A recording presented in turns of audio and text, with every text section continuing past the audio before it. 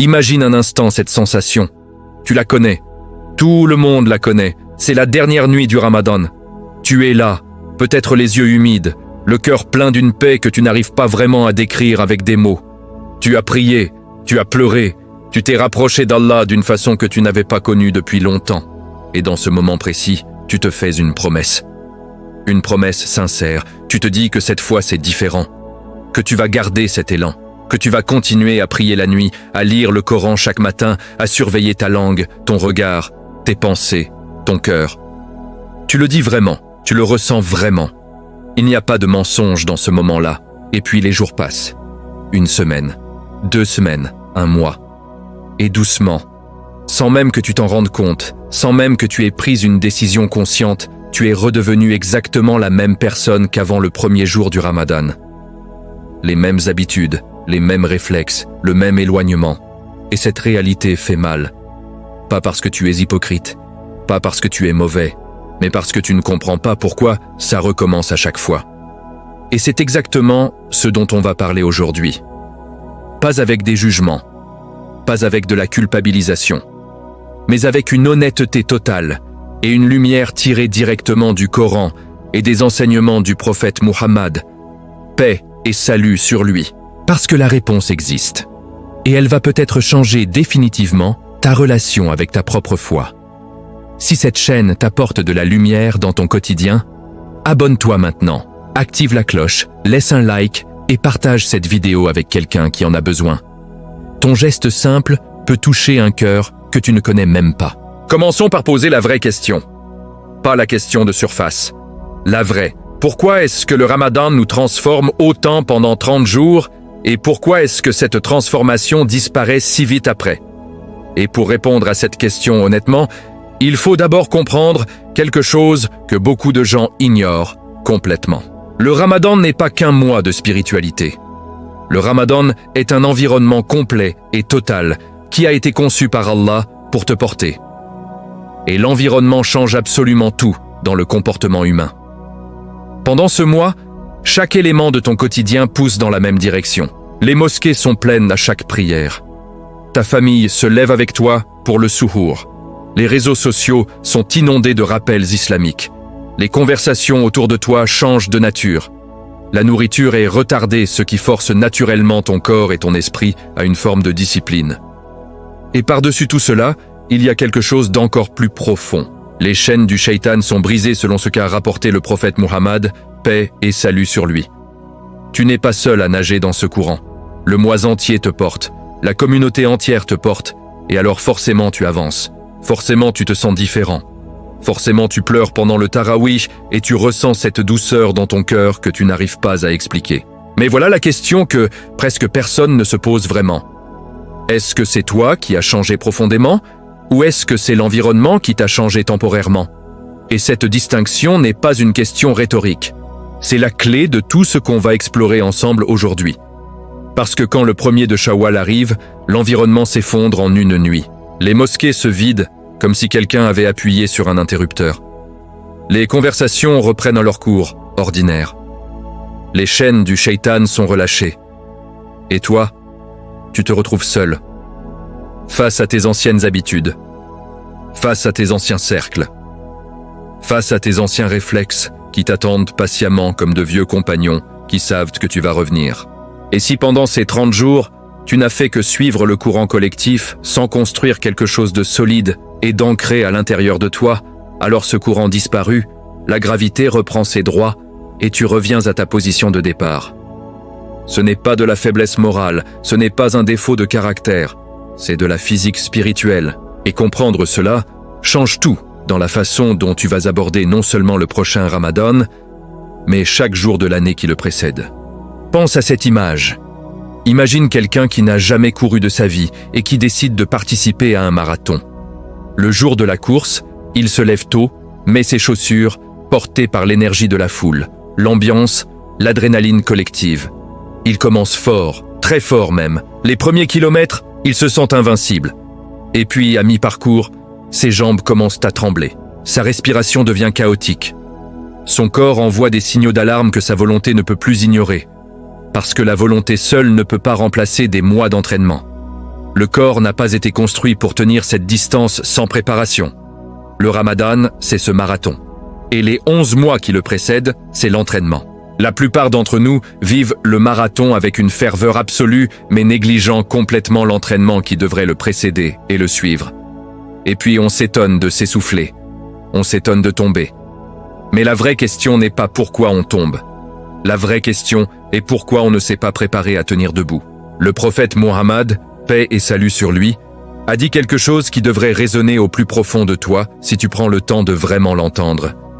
Il a dit que les actes les plus aimés d'Allah sont ceux qui sont constants, même s'ils sont petits. Constants, même s'ils sont petits.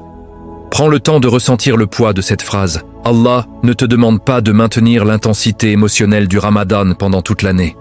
Il ne te demande pas de pleurer à chaque prière ou de lire 10 juz par jour en dehors du mois sacré. Il te demande la constance, la régularité, la fidélité dans le petit. Et c'est une différence tellement immense que beaucoup de gens passent toute leur vie sans la saisir vraiment. Parce qu'on a été conditionné à valoriser l'intensité. Dans nos sociétés, ce qui impressionne, c'est l'extrême, le grand geste. Mais Allah valorise quelque chose de complètement différent. Il valorise celui qui prie ses 5 prières chaque jour, sans exception, même quand il n'en a pas envie. Il valorise celui qui dit « Subhanallah » 30 fois chaque matin. Pas parce que c'est excitant, mais parce qu'il a choisi de ne jamais abandonner ce lien. Il valorise la fidélité dans l'ordinaire. Et c'est dans cet ordinaire que se construit une âme solide. Maintenant, je veux te parler de quelque chose que très peu de gens ont le courage de se dire à eux-mêmes. Le Ramadan nous fait vivre dans un état émotionnel élevé. Et cet état nous fait confondre l'émotion avec la foi. On pleure pendant le Tarawih et on interprète ces larmes comme une preuve qu'on a changé. On ressent une douceur dans le cœur pendant les dernières nuits et on pense que cette douceur est permanente. On se sent proche d'Allah et on croit que cette proximité va se maintenir d'elle-même. Mais la foi, la vraie foi, celle qui tient dans la durée, ce n'est pas une émotion. Les émotions sont des invités. Elles arrivent, elles repartent. Elles ne préviennent pas et ne demandent pas la permission pour partir. La foi, c'est un choix quotidien que tu fais, indépendamment de ce que tu ressens. C'est se lever pour Fajr même quand tout ton corps veut rester sous la couette et que tu ne ressens absolument rien de particulier en le faisant. C'est ouvrir le Coran un mercredi soir ordinaire, sans l'atmosphère du Ramadan, sans récitation collective, sans les lumières de la mosquée, juste toi et les pages. C'est baisser le regard même quand personne ne te regarde et même quand tu n'as pas l'impression que ça compte. La foi, c'est ce que tu fais quand l'émotion est partie. Et c'est là, dans ce moment ordinaire, que se révèle la vraie profondeur de ce que le Ramadan a construit ou n'a pas construit en toi. Merci de m'avoir écouté et n'oublie pas de t'abonner pour ne rien manquer. Et maintenant, je veux qu'on parle d'une réalité que le Coran lui-même aborde avec une franchise bouleversante. Allah dit dans son livre qu'il ne change pas l'état d'un peuple tant que ce peuple ne change pas ce qui est en lui-même. Cette ayah, on l'applique souvent à des situations collectives, à des nations, à des communautés, mais elle est aussi d'une profondeur intime et personnelle. Allah ne va pas maintenir ta transformation si toi tu ne fais pas les choix quotidiens qui nourrissent cette transformation. Il ne va pas te garder proche de lui si tu ne fais pas les pas qui te rapprochent de lui chaque jour. Le Ramadan t'a donné une impulsion extraordinaire. Mais l'impulsion seule ne te mène pas loin dans la durée. Si tu lances une balle avec toute ta force, elle va loin au début. Mais sans rien qui la maintienne en mouvement, la gravité la ramène au sol. Ta transformation spirituelle fonctionne exactement de la même façon. L'impulsion du Ramadan te lance, mais ce sont tes choix quotidiens qui décident si tu continues à voler ou si tu retombes. Alors parlons maintenant de quelque chose de concret. Parce qu'un rappel qui n'offre que de la philosophie, sans aucune prise réelle sur ta vie quotidienne, manque son objectif. La première chose à comprendre et à vraiment intégrer, c'est que ton Ramadan doit laisser derrière lui une seule nouvelle habitude solide. Une seule. Pas 10, pas 5, pas même 3, une. Parce que la tentation immédiate après le Ramadan, c'est de vouloir tout maintenir en même temps. La prière de nuit chaque soir, le wird quotidien complet. La lecture de plusieurs pages de Coran après chaque prière. Les invocations du matin et du soir, dans leur intégralité la sadaka hebdomadaire. Le jeûne des lundis et jeudis tout en même temps, dès la première semaine de Shawwal. Et cette ambition-là, aussi sincère qu'elle soit, est en réalité l'un des plus grands pièges qui existent sur le chemin spirituel. Parce que l'être humain n'est pas fait pour maintenir 10 nouvelles habitudes simultanément sans une infrastructure solide qui les supporte. En voulant tout garder, on finit par tout perdre. On se sent écrasé après quelques jours. On rate une chose, puis deux, puis on se dit que c'est trop difficile et tout s'effondre en même temps. Alors choisis une chose, juste une. Réfléchis à ce qui dans le Ramadan t'a le plus nourri spirituellement et choisis une pratique autour de cela. Peut-être que c'est lire 2 pages de Coran immédiatement après la prière de Fajr avant de toucher quoi que ce soit d'autre. Peut-être que c'est ne jamais rater la prière de Fajr en congrégation à la mosquée même les jours difficiles. Peut-être que c'est faire 2 rakats de prière de nuit juste avant de te coucher chaque soir. Peut-être que c'est réciter les invocations du matin et du soir sans exception. Choisis une chose et engage-toi envers elle avec une conviction absolue. Pas parce que tu en as envie chaque jour, mais parce que tu as décidé que ce lien avec Allah est non négociable. Et construis sur cette chose jusqu'à ce qu'elle devienne aussi naturelle que de te brosser les dents, jusqu'à ce que la journée sans elle te semble incomplète. Puis, une fois qu'elle est vraiment ancrée, après plusieurs semaines, après plusieurs mois, tu en ajoutes une autre. Et tu construis ton édifice spirituel brique par brique avec une patience qui honore la sagesse du prophète Muhammad. Paix et salut sur lui, qui a toujours choisi la constance sur l'intensité. Il y a quelque chose d'autre que je dois te dire et qui est peut-être encore plus fondamental que tout ce qu'on a dit jusqu'ici. Ton cœur a besoin d'être nourri.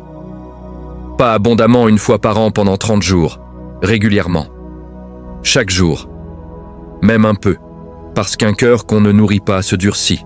Et le danger, c'est que ce durcissement est si lent, si progressif, si imperceptible, que tu ne le vois pas arriver.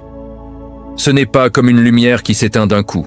C'est comme une lampe dont la flamme baisse si graduellement que tu t'habitues à l'obscurité grandissante sans même réaliser combien il faisait clair avant. Tu te réveilles un matin et tu réalises que les versets du Coran ne te touchent plus comme avant.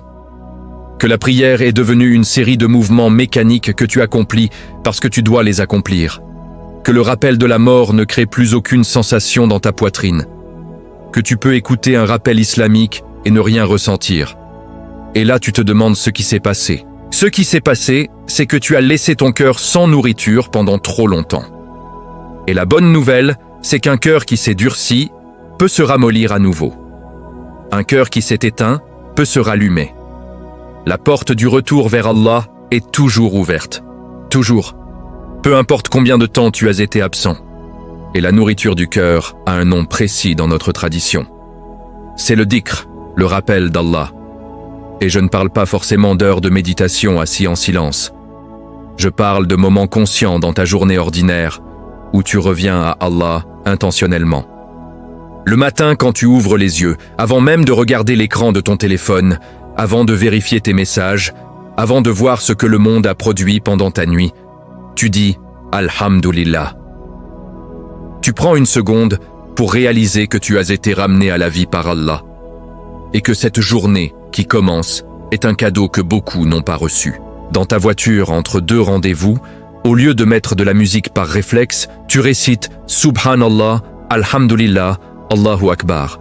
Dans la file d'attente au supermarché, au lieu de scroller machinalement sur ton téléphone, tu demandes le pardon d'Allah en silence. Ces micro-moments de connexion paraissent insignifiants pris individuellement. Mais accumulés sur des semaines, sur des mois, ils créent quelque chose de profond. Ils maintiennent le cœur vivant. Ils entretiennent le lien. Ils t'empêchent de t'éloigner imperceptiblement sans t'en rendre compte. Le prophète Mohammed, paix et salut sur lui, se rappelait d'Allah dans tous ses états. Debout, assis, couché. Dans la joie et dans la difficulté. Dans l'ordinaire et dans l'extraordinaire. Pas parce qu'il avait une liste de choses à cocher, mais parce que le rappel d'Allah était devenu pour lui aussi naturel que la respiration. Et c'est vers cela que nous devons tendre. Non pas une spiritualité de performance que l'on sort pour les grandes occasions, mais une spiritualité de présence continue qui colore chaque moment de ta vie. Maintenant, je veux te parler d'un obstacle que personne ne nomme vraiment et qui est pourtant l'une des causes principales de cet effondrement spirituel après le Ramadan. c'est la solitude spirituelle. Et c'est quelque chose de très réel, de très douloureux, et que beaucoup traversent en silence. Pendant le Ramadan, tu n'es pas seul. Tu es entouré. Physiquement et spirituellement entouré. La mosquée est pleine de gens qui font exactement ce que tu fais. Ta famille partage avec toi les mêmes rythmes, les mêmes privations, les mêmes élévations. Et même si tu ne parles pas de ta foi avec eux explicitement, le simple fait de partager cet environnement crée une solidarité invisible qui te porte. Mais après le Ramadan, si ton cercle proche ne partage pas ta quête spirituelle, si tes amis ne sont pas dans cette démarche, si ta famille reprend ses habitudes ordinaires sans que la foi soit au centre, tu te retrouves à nager seul, à contre-courant. Et nager seul, à contre-courant, est épuisant. Ce n'est pas une question de volonté, c'est une question de physiologie humaine. Nous sommes des êtres sociaux, nous nous adaptons à notre environnement humain presque malgré nous. Et si cet environnement tire dans une direction opposée à ta quête spirituelle, même la volonté la plus forte finit par céder. Le prophète Muhammad, paix et salut sur lui, a dit que l'homme suit la religion de son ami intime. Regarde autour de toi en ce moment. Regarde tes amis les plus proches. Est-ce que tes conversations avec eux te rappellent Allah ou est-ce qu'elles t'en éloignent ? Est-ce que tes soirées ensemble te laissent avec une légèreté dans le cœur ou avec un sentiment de vide ? Est-ce que tu peux appeler l'un d'eux un mardi soir ordinaire pour lui dire que tu te sens loin d'Allah et t'attendre à une réponse sincère et bienveillante ? Ce n'est pas un jugement contre qui que ce soit, ce n'est pas une invitation à mépriser tes amis ou ta famille, mais c'est une question honnête que tu dois te poser seul face à toi-même. Parce que les gens qui t'entourent sont l'un des facteurs les plus puissants dans ta vie spirituelle. Peut-être plus puissant que ta propre volonté. Et si tu n'as pas dans ta vie au moins une relation, une amitié, un lien avec quelqu'un qui partage ta quête et qui peut te tenir la main dans les moments de glissement, alors tu es structurellement désavantagé dans ta bataille spirituelle. Tu n'as pas besoin de couper les gens de ta vie brutalement, mais tu as besoin de construire et de nourrir délibérément ces liens qui t'élèvent. Et si tu n'en as pas encore, demande à Allah de te les envoyer. Parce qu'Allah répond à cette invocation aussi. Et puis, il y a quelque chose que je dois absolument aborder, parce que c'est peut-être le piège le plus subtil et le plus dangereux de tous. C'est le piège du tout ou rien. C'est cette voix intérieure qui te dit que si tu ne peux pas maintenir le niveau du Ramadan, alors ça ne vaut pas la peine. Cette voix qui te dit que puisque tu as raté la prière de Fajr ce matin, autant rater celle du Duhur aussi. Que puisque tu n'as pas lu le Coran depuis 2 semaines, tu es déjà trop loin pour recommencer. Que puisque tu es retombé dans cette ancienne habitude, c'est que tu n'as pas vraiment changé et que tu ne changeras probablement jamais. Cette voix-là n'est pas ta conscience. Cette voix-là, c'est le shaitan. Et il utilise ta propre sincérité contre toi. Il prend ton désir d'être bon et le transforme en outil de découragement. Parce qu'il sait que s'il peut te convaincre que tu es trop loin pour revenir, il n'a plus besoin de faire d'autres efforts. Tu te condamnes toi-même à rester loin. Mais voilà ce qu'Allah dit dans son livre, et je veux que tu laisses ces mots entrer vraiment. Allah dit dans le Coran, « Dis à mes serviteurs qui ont été excessifs envers eux-mêmes, ne désespérez pas de la miséricorde d'Allah. Allah pardonne tous les péchés. Il est le tout pardonneur, le très miséricordieux. Tous les péchés, sans exception, sans limite, sans condition autre que le retour sincère. Cette ayah n'a pas été révélée pour les gens parfaits. Elle a été révélée pour toi, pour celui qui a glissé, pour celle qui se sent indigne, pour celui qui croit que sa distance d'Allah est devenue trop grande pour être comblée. Allah dit non. Il n'y a pas de distance trop grande, il n'y a pas de péché trop longue, il n'y a pas de péché trop lourd. Tu reviens et il t'accueille. Je veux aussi te parler de quelque chose qui touche à la nature même de ce monde dans lequel nous vivons et de comment il conspire activement contre notre vie spirituelle. Nous vivons dans une époque de distraction totale et permanente. Nos téléphones nous envoient des notifications toutes les quelques minutes.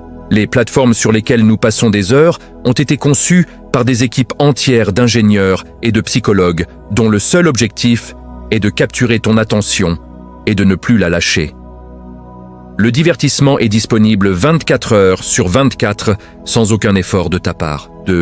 Et dans cet environnement-là, la spiritualité qui demande du silence, de la présence, de la réflexion et de la patience est structurellement désavantagé. Ce n'est pas que tu es faible, c'est que tu te bats contre quelque chose qui a été optimisé pour te rendre dépendant. Et pour gagner ce combat, tu dois être intentionnel d'une façon que les générations précédentes n'avaient pas besoin de l'être. Tu dois décider délibérément de créer des espaces dans ta journée où tu coupes le bruit, où tu éteins les notifications, où tu poses le téléphone et où tu laisses ton cœur respirer dans le silence. C'est dans ce silence que la voix d'Allah peut être entendue, non pas une voix audible, mais cette guidance, cette paix, cette clarté qui viennent quand tu fais de la place pour lui. Il y a une pratique que les savants de l'islam ont toujours valorisée et que les études modernes sur les habitudes confirment avec une précision étonnante. C'est la pratique de la muhasaba, l'introspection quotidienne. Chaque soir, avant de t'endormir, prends 5 minutes, juste 5 minutes. Pas pour te flageller et te rappeler toutes tes fautes, mais pour faire le bilan honnête de ta journée. Est-ce que j'ai été présent dans mes prières aujourd'hui ou est-ce que mes pensées étaient ailleurs? Est-ce que j'ai dit quelque chose qui a blessé quelqu'un? Est-ce que j'ai manqué une occasion de faire du bien? Est-ce que j'ai avancé aujourd'hui vers Allah ou est-ce que j'ai reculé? Et après ce bilan, tu demandes le pardon pour ce qui doit être pardonné. Tu rends grâce pour ce qui mérite la gratitude. Et tu te rappelles que demain est une nouvelle page. Cette pratique simple, faite avec régularité, crée une conscience de soi spirituelle qui est l'antidote naturel à cet endormissement progressif du cœur que nous décrivions. Et maintenant, je veux terminer avec quelque chose qui me tient profondément à cœur. Quelque chose que j'espère que tu vas emporter avec toi bien après la fin de cette vidéo. Le Ramadan n'a jamais été censé être le sommet de ta vie spirituelle. Il n'a jamais été conçu comme une destination. Il a été conçu comme un rappel. Un rappel puissant, intense, collectif de ce que ta vie pourrait être si tu choisissais de vivre proche d'Allah chaque jour. Il est là pour te montrer de quoi tu es capable. Pour te prouver que oui, tu peux résister. Que oui, tu peux se lever pour Fajr. Que oui, tu peux lire le Coran. Que oui, tu peux être généreux, patient, présent. Et puis il repart. Non pas pour te laisser seul, mais pour te dire « tu as vu ce que tu peux faire ». Maintenant, fais-le pour toi. Pas parce que le moi t'y force, mais parce que tu as choisi Allah. Et c'est là, dans ce choix libre et quotidien, que réside la vraie transformation. Pas dans l'intensité émotionnelle d'une nuit du Ramadan. Pas dans les larmes d'un Tarawih. Pas dans la fatigue noble d'un jeûne.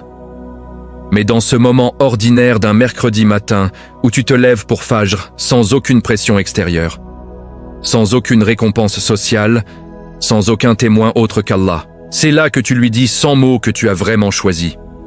Alors si tu regardes cette vidéo en ce moment et que tu réalises que l'élan de ton dernier Ramadan est déjà loin derrière toi, je veux que tu saches quelque chose d'important. Ce n'est pas grave. Ce n'est vraiment pas grave. Ce qui compte, ce n'est pas d'où tu es parti. Ce qui compte, c'est ce que tu décides maintenant. Dans les prochaines minutes, la prochaine prière, le prochain matin. Commence par une chose, une seule. Fais-la demain, fais-la après-demain, fais-la le jour suivant et regarde ce qu'Allah fera de cette constance dans ta vie. Parce qu'Allah ne gaspille jamais les efforts de ceux qui reviennent à lui. Jamais. Chaque pas vers lui est compté. Chaque effort est vu. Et sa miséricorde est infiniment plus grande que ta distance. Si cette vidéo a touché quelque chose en toi, si elle a mis des mots sur ce que tu ressentais sans pouvoir l'exprimer, prends 30 secondes maintenant pour laisser un commentaire. Dis-nous juste ce que tu retiens. Ce simple geste aide cette chaîne à toucher d'autres cœurs qui ont besoin de ce rappel. Partage cette vidéo avec quelqu'un qui traverse un moment d'éloignement spirituel. Un like, un abonnement, une cloche activée, ce sont des actes simples qui permettent à cette lumière de se propager. Qu'Allah vous accorde la constance, la sincérité et la certitude absolue que chaque pas vers lui, même le plus petit, même le plus hésitant, compte infiniment à ses yeux.